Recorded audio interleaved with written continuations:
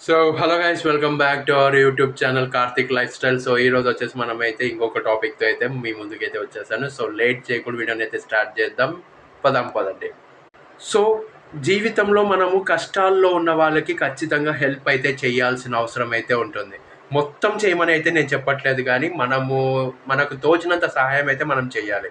కళ్ళ ముందు ఎవరన్నా చాలా భయంకరంగా వాళ్ళైతే డబ్బు లేక వాళ్ళకైతే ఆకలి అవుతున్నా కూడా వాళ్ళైతే తీర్చుకోలేరు.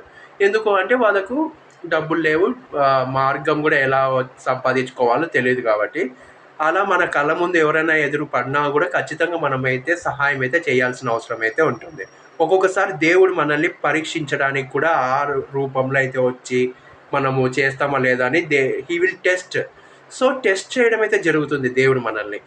అప్పుడు మనం ఆ టెస్ట్‌లో మనము ఫెయిల్ అయినామనుకోండి, లైఫ్‌లో మనకు డౌన్‌ఫాల్ అనేది కొంచెం వస్తుంది. ఎందుకు అంటే దేవుడు ఒకసారి ఒక అవకాశం ఇచ్చినాడంటే దాన్ని మనం యూజ్ చేసుకోవాలి.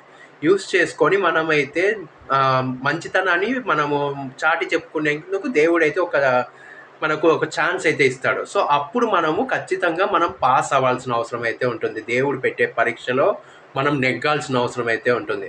ఓడిపోకూడదు. అప్పుడు మనము ఎవరొచ్చినా కూడా మనమైతే డబ్బుల సహాయమో, లేకపోతే వెళ్ళి అన్నం పెట్టించడమో ఇలాగైతే చేయాల్సిన అవసరం అయితే ఉంటుంది. ఆ తర్వాత ఒకవేళ మనము తీసుకొని వెళ్ళి వాళ్ళకి ఏదైనా కొనిచ్చి తినమని చెప్పి, ఆ తర్వాత తినిన తర్వాత మనమైతే డబ్బు సహాయం కూడా చేయాలి. అప్పుడు మనకు ఒకవేళ దేవుడే అలా వచ్చినట్టయితే మనం సహాయం చేసింటాం కదా! దానికి మనకి ప్రతిఫలంగా మన కష్టాలన్నీ తీర్చి మనకి ఏ కోరికైతే ఎక్కువగా మనం కోరుకుంటున్నామో ఆ కోరికైతే మనకి తీర్చడం అయితే జరుగుతుంది. సో సా ప్రతి ఒక్కరు రోడ్లో పోయేటప్పుడు ఎదురుగ్గా ఎవరో ఒకరు ఖచ్చితంగా చాలా దీనమైన స్థితిలో ఉన్న వాళ్ళు కనిపిస్తారు. కొంతమంది చూసి వెళ్ళిపోతారు, కొంతమంది డబ్బులేసిపోతారు, ఇంకొంతమంది వచ్చేసి వీడియోలు షూట్ చేయడానికైతే ఇలాగైతే చేస్తూ ఉంటారు.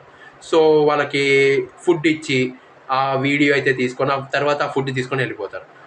ఇలాంటి తప్పులు మాత్రం ఎప్పుడూ చెయ్యొద్దండి. వీడియోల కోసమో, లేకపోతే ఫోటోల కోసమో, లేకపోతే పబ్లిసిటీ కోసమో ఇలాంటి స్టంట్స్ అయితే చేయాల్సిన అవసరం లేదు. ఇలాంటిది చేసిన తర్వాత వచ్చిన ఫేము మీకు పనికి రాదు. ఇలా చేయకోకుండా మీరు జెన్యూన్‌గా చేయండి. జెన్యూన్‌గా వీడియో తీయండి.